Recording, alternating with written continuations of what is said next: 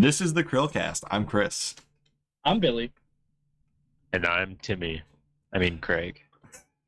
Wait, who are you? Thought you were Timmy. Oh, there we go. There we go. Discount Timmy. Oh.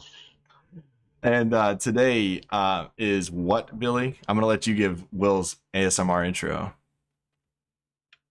Manic Monday. Good enough. Okay. Oh. Discount Will. So, before we get into our Manic Monday topics, I'll let Billy at least tell you guys about his stuff. I know Craig used to stream, but he's not going to talk about that today. I make content on VISNAWesome, which I love to death. Make a lot of gaming videos, a lot of reaction videos. But my newest project that I'm working on right now, the one I'm really excited for, and the one that I've been putting countless hours and dedication into, and something that I'm really proud of, is Tales of Initiative, which is an interactive. I call it interactive because it's really going to have a lot to do with the people that watch it as well. But it's going to be a YouTube D&D 5e homebrew. The big difference is like we're getting together a lot of people that are really passionate about like acting and stuff like that, and throwing that together to kind of play out like a really dark comedy story, I guess. And the cool thing is too is like we have an artist on hand that's drawing up all the characters, and like just a bunch of different aspects that's going to make it feel a lot more than just like your normal sit down and play kind of. It's almost going to be animated at some points. But yeah, that's what I do on Tales of Initiative, which is our newest project. Is that a giant D20 behind you? That's my new set piece. That I'm, people can't see it. Hold on, let me zoom it in so everybody else can see it. My little glowing. It's literally huge back there. I mean, my goodness. That's a big D20. That's bigger than Billy's head, man. That's huge. Absolutely, man. He's like my role. There you go. Close that out. It's not high rule, it's my rule. No, my rule, right? All right, let's see here. Okay. So our topics today, we're going to be talking about Legend of Zelda, the Skyward Sword HD remake, remaster, whatever it's going to be. It's Nintendo. We never know. The Intellivision Amico delay, and the Hyperkin RetroN Sq, which I'm assuming stands for Square, which I'm not really sure how they came up with that name because they've had some really great names in the past, like the Smart Boy, but whatever. So the first topic, The Legend of Zelda HD, the Skyward Sword HD. What do you guys think about that release? How do you guys feel about Legend of Zelda Skyward Sword HD? I've heard a lot of people's opinions, right? But truthfully, I'm really excited for Skyward Sword. Like, it's not one that's like a lot of people had like other choices they were really excited about, but Skyward Sword was like, it was just fun. The motion controls were like, they were a little doofy when they first came out for it and everything, and like it was definitely a different Zelda game. The story wasn't like up to par with like a lot of the like bigger ones that people really look back to, but I really liked it. I enjoyed it, and I'm really excited to see how it plays out on the Switch. I just noticed somebody's already scalping the Joy-Cons for $300, the custom ones. My goodness, can we get away from scalping in 2021? That's just my only wish right now, is like, stop scalping. Man. Didn't you play this one when it came out, Craig? I did not. So that's kind of like, even like, I'm normally not into the games, like if I've already played through them once and then they re-release them on HD, but for whatever reason the Zelda franchise is kind of immune to that belief system, because I didn't play Wind Waker when it originally came out, and then they released it on HD and I ended up buying it, and then I'll probably end up getting this at some point because Megan or I have not actually had the chance to play Skyward Sword. And it was kind of on our to-do list, but now that it's coming out for the Switch, we'll probably actually check it out. So I think it's kind of cool that I know a lot of people were disappointed because I think for the 35th anniversary, they wanted probably something with Breath of the Wild or something along those lines for like a sequel. But I think this is cool. Of course, I think Zelda 35 still is not officially happened yet, right? Isn't it the 20-something? Or did it already happen? I'm trying to remember when the anniversary was. I thought it already happened, but I don't know the exact date. Let's find out. Yeah, I'm not sure either. I know a lot of people were like expecting something this year for it, but I could be wrong. let's see here. I think it's like the 20 something, like 22nd or the 27th, or I think it's in the 20s, isn't it? Let me double check. What date? 21st. So tomorrow. We're recording the 20th. Tomorrow is the Zelda 35th anniversary. So by the time this video comes out, that news will be old. But what I'm going to say about that is it's heavily rumored, and if we get this right, that'd be sweet, because this video is coming out like a week and a half after the 35th anniversary. But I've heard Wind Waker HD, I've heard Twilight Princess HD, along with a collection of Majora's Mask and Ocarina of Time. And Wind Waker will probably get its own release, and then Twilight Princess, Ocarina of Time, and Majora's Mask will probably be the triple set for the 35th. That's what I've heard. But they could totally blow us away tomorrow, and we find out like Nintendo's like, nope, everything is going on one cart, guys. Everything. But the last time they did a collector's edition was the GameCube. The last time they did a collector's edition was the GameCube. They had Zelda 1, Zelda 2, Majora's Mask, and Ocarina of Time. That was the 4 games and it had a demo of Wind Waker on it. Because I have that on the GameCube. I still have my copy. It's sitting over on my shelf over there. Me too, man. But so it's always getting back to this, like Skyward Sword, I never liked the waggle controls. I felt like it really hindered the game, and I believe they've allowed the option to play without the Wiimote control, so you can play like straight up controller controls, which will make the game far better, in my opinion. It's interesting because like they showed off how it's gonna work like without the motion controls, and like you're gonna use the right analog stick to essentially like do it, and because they were showing it on the Switch Lite, and I'm interested. I'm really interested to see how it's gonna like play with that analog stick being like in place of the motion controls. Because there was a lot of balancing acts with the Wiimote. Mm-hmm. This game, I think, had some great core ideas, and the gameplay was severely hindered by the Wii's control scheme. So, like most Wii. 40th anniversary, they're gonna have the VR on now. Skyward Sword VR. Please. That'd be hilarious. But I think a lot of people skipped over this game because of the Wii. Because the Wii sold really well, but like it basically sold Wii Sports. You know, like there was a lot of people that did not buy any other games besides Wii Sports. So I think the one thing I don't like about it, because I think when Skyward Sword originally came out, didn't it, like the collector's edition, or well, it came with a nunchuck, right? Like it was a Wiimote, a soundtrack, and the game. And now they're releasing essentially the Joy-Con separate and the game separate. From the yeah, it's like $140 if you want the same pack you would have gotten on the Wii for $70. Yeah, so I don't know how I feel about that, but I mean, Nintendo's not going to not make money. So I look at it from this perspective. If Nintendo can sell it separately and make more money, they're going to. That's just that's just the facts. More power to them if they can sell it. Yeah. Well, considering somebody's scalping it for $300 already. Yeah. God, man. Ambition. Well, I remember when the first version of this came out, people were scalping that too, so.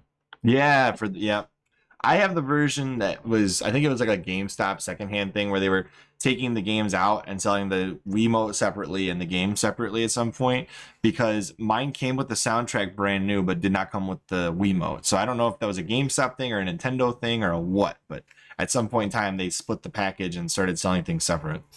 That's interesting. Yeah, it probably was like a clearance thing, and not a clearance, but like when it gets like, past a certain date, I know they start bundling them separately. That's weird though. Because the Wiimote itself, people wanted that without buying the game. Because some people are like, I'm just using it to play Twilight Princess, or I'm using it to play whatever else on the Wii you were playing. People are using it for that. So yeah, I guess we can move on to the second bit of news, and that is that the Intellivision Amico has been delayed. I don't know if Craig even knows what the Intellivision Amico is. I do. Okay. So it looks like Intellivision, like the old. I just remember them as we had one in our garage and we never actually used it. But it sounds like this is kind of like more focused for like family-friendly gaming. With basically not just the Intellivision games that were like the old school ones. They're updating the graphics. And having some of those games come with this, and there's the option like for Texas Hold'em and stuff like that. So yeah, you get some asymmetrical gameplay like the Wii U had, where you can have screens that have different things on them. Yeah, which is cool. the reason, like, it is a delay, and a lot of people are like saying, "Oh, the project's doomed," but I don't think that's the case. I think where we're at here is parts are getting hard to source, especially for a smaller independent company like Intellivision is now. So imagine trying to compete with Microsoft, PlayStation, and Nintendo to get parts right now. It's going to be very hard. Like, they're going to get top priority because they have the presence in the gaming market. Like, you're an upstart, it's going to be a lot harder to get parts right now. So rather than probably buying subpar parts that they don't want, delaying it makes more sense in my opinion. And yeah, I'm disappointed, and it's going to kill some of the hype for this console, which, unfortunately for Tommy, it's dwindled a little bit since the first delay. But it's, as long as you get it launched and it's a quality product, you can build hype again from community hype, which is what he's been trying to do, I think. Yeah. Yeah. Oh, go ahead. I was just gonna say, I just can't imagine them going to their supplier and being like, yeah, I need parts for the Intellivision, and they're like, what? Like, what? No, go ahead though. It's just funny to me. Well, I was just kind of curious why. I mean, to me, it almost could just be like an app on the phone with like your family members, and then when you load in the app, you have access to the games. So it seems like there's a lot of things where it's like they're trying to focus on like a hard box to use. I think the biggest thing is when you have kids, they don't have phones, right? So unless you hand your phone to your kid and then they have access to the whole World Wide Web instead of just this contained ecosystem, it's a different story. And the nice thing about this console is your kids can take the first two controllers, and if you want to play with them, they do have a phone app that can be companion with the console, and you can add phones as controllers. So you just download the Intellivision app, you got a bonus controller. They will sell bonus controllers, but think about it, like how many ecosystems are truly contained where you can kind of manage what your kids are playing? There's not that many. The Nintendo Switch, the eShop is like wide open.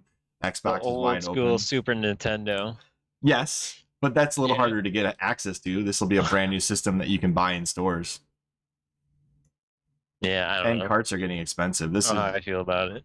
I'm not saying you got to buy this product, Greg. I'm just saying like there is a market. I just don't know how big it is. Yeah, and I guess that's kind of more my point is,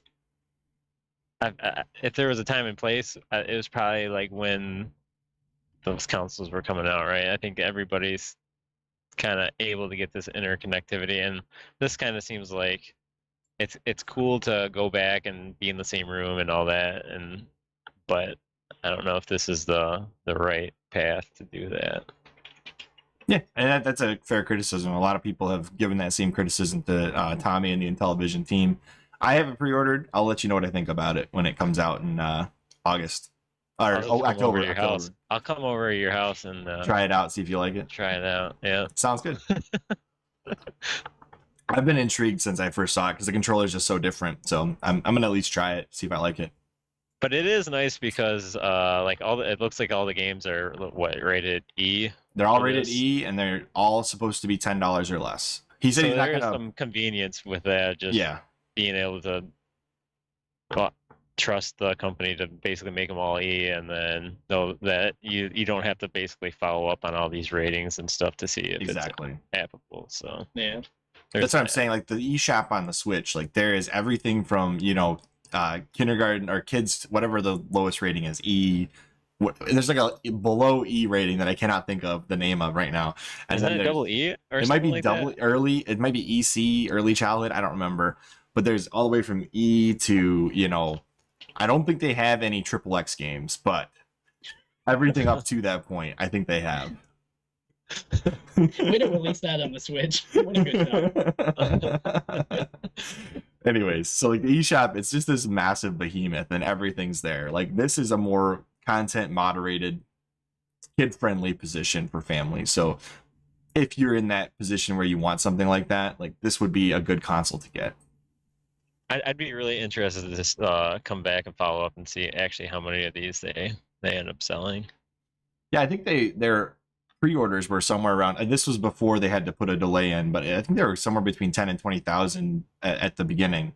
So I don't know where they're at now, but the first delay occurred in October last year, and now the second delay is right before they were gonna, 2 months before. So they gave people enough time to, if they want to cancel, they can, and they have been good about providing refunds so far. How much do they cost? So for the console plus the 2 controllers, and you get 6 games built in, it's $250. Okay.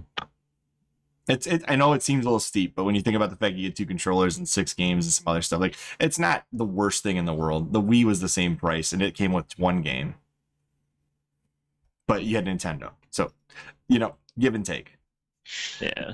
These older systems though are really coming back on the rise. I mean, like, a lot of people are really starting to invest in them. So I can, I see where he's sitting on the market, but I'm with Craig. Like, I definitely want to see what they do in sales. Like, You guys are when it waiting actually for releases. You guys are waiting for us early adopters to see what we think of it. I'm gonna do a review. It'll probably be one of my first hardware reviews on this channel. I will say that.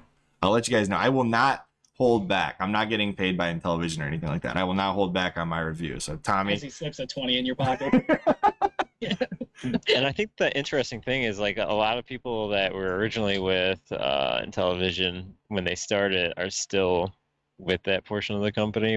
I mean, whoever owned it died, and then this is where Tommy kind of stepped in. But I think a lot of the people that originally helped develop some of the games are still there. So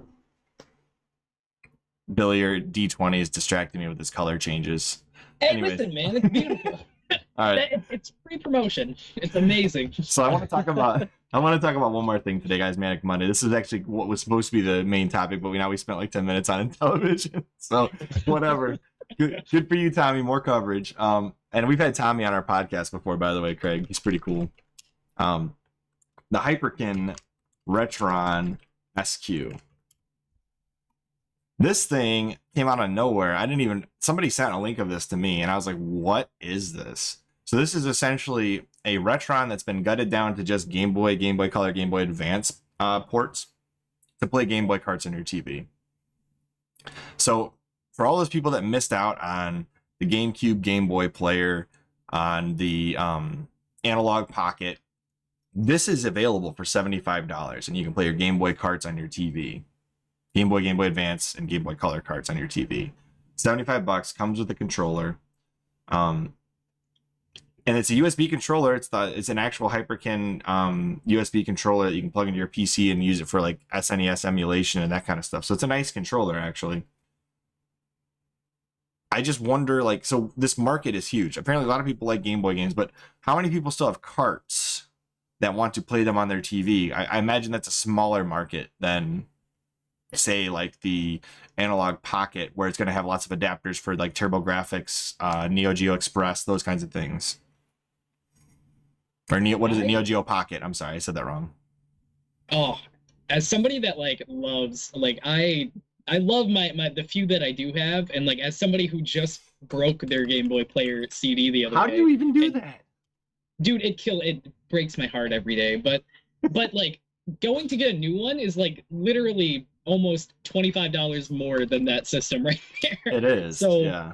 Like, that is an awesome alternative. Like, I'm actually really excited, and I really like the layout that they have for the controller, because it reminds me of like older Super Nintendo controllers, like the not the brand ones, but like off-brand ones that they had. Like, you're not wrong, like Billy. the same thing. $100. Yeah. Oh, I know. Holy I tried cow. buying it. It kills me. Oh. And you see like people selling just the hardware too. It's like, wow. Yeah, man, I have the player, but after that broke, like, I just getting a replacement, and like, granted, I could get the one that would work for the Super Nintendo, but I mean, at that point, like, I can't play my Game Boy Advance games, and Pokemon Ruby still sits there, and breaks my heart. Craig's like, I wonder if I still have a Game Boy player I could sell for this $250. No, I'm just kidding. I kept all my systems. Yes. Oh God. Yeah. So like for example, like if you wanted to buy a Game Boy player right now, it'd be like $200+ for the cart or the attachment and the disc, right? So that's the GameCube's option. Second option is the Analog Pocket, which, Craig, I don't know if you've seen this thing. We covered it last week, 2 weeks ago, I think. Actually, now that I'm thinking about it, with Gamester 81. But this thing is $100 or $200 for this. It also has a dock that you can connect it to and then play this on your TV. I'll show you. I think the dock's on here too. Ooh, it's so beautiful though. It is a beautiful console. Like, if I was going to get a Game Boy in 2021, this would be it. Man, my browser is going like creeping slow right now. It's like dying. Wow, this website is poorly programmed. My goodness, I have not seen a website crash this badly in a long, long time. I'm getting rid of that browser extension or whatever that was.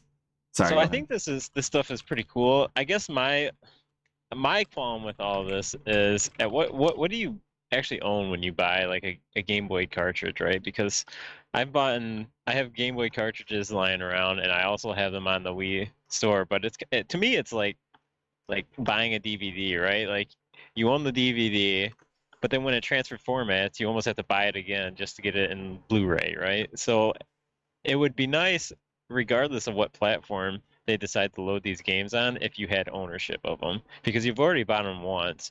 I don't understand. I understand the point for the company to reissue it and then sell it again, but at what point do you have rights, regardless of what platform it's on?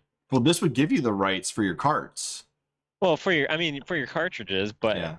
Well, this doesn't technically give you the rights for your cartridge, right? Because you still have to have the cartridges to play it. So I'm saying it gives you the option to play it on in a modern way, right? Right. So you're saying like the Wii U, you would not be able to play your Wii U Game Boy games on your Game Boy Pocket or your Analog Pocket.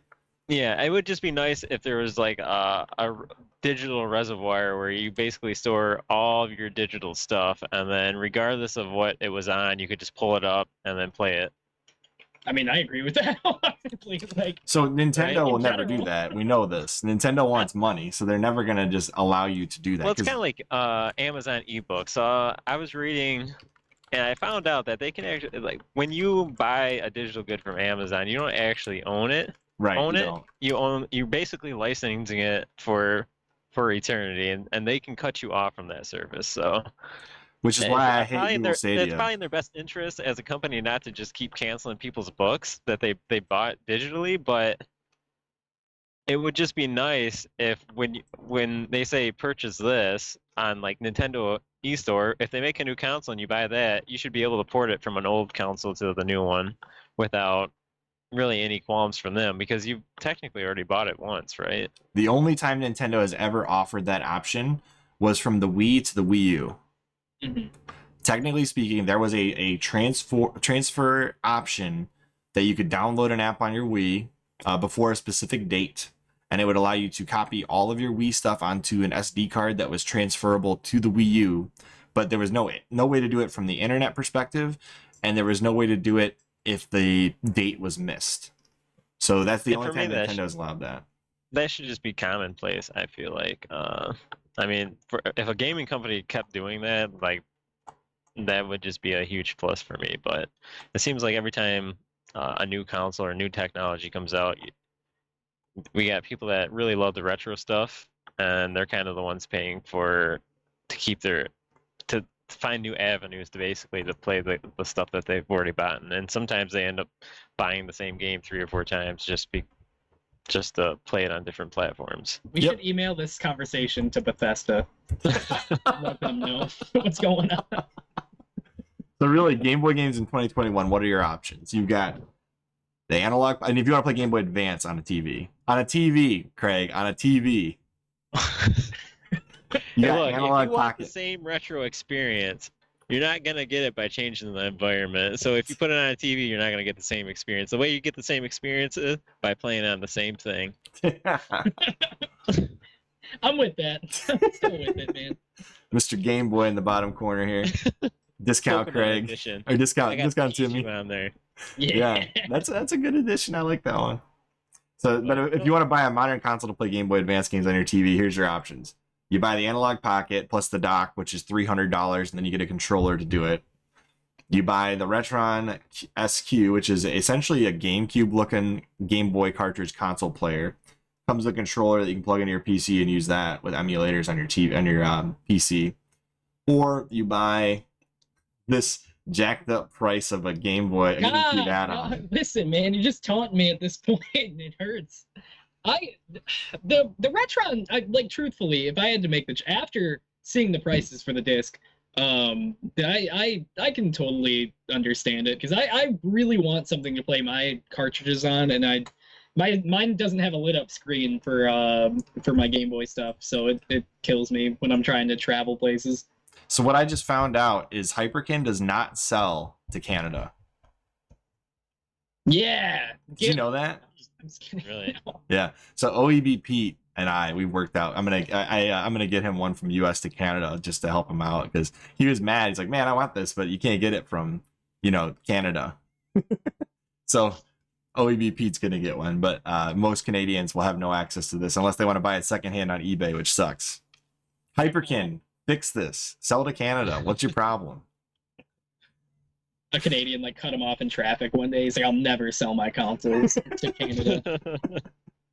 But here's the joke about analog. You can't even buy one of these things right now. Out of stock. They've been out of stock since like October of last year. So even if you wanted one, you can't get one. Even the dock. People bought the dock without even buying the console.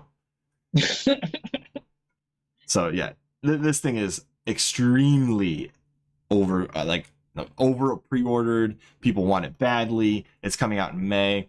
That's it. So you guys have anything else you want to say about this? Like what would you buy today if you're going to play your Game Boy game or whatever games? I mean, because Nintendo hates me and makes very breakable Game Boy discs, I would definitely go. I love the Retron. I would go Retron if I'm gonna play it on the TV. If I was traveling a lot, analog all day. Like I just love the design. I love the dock. I'm a sucker for like I'll pay the extra buck if it looks really nice and like it's durable. Yeah, I'd probably do that. I would think the analog just for being portable, because normally most times when I'd play the Game Boy, it was when we're moving or traveling or something like that. So here's the one thing I will say. So the Switch is a great handheld console marriage of a system, but the biggest difference between the Switch and older Nintendo consoles is save data on the Switch is stored on the console.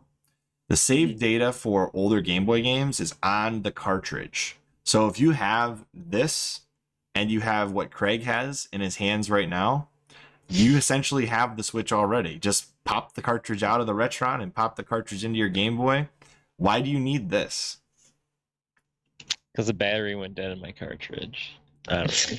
I don't think the analog backs up the saves, but I'd have to double check that.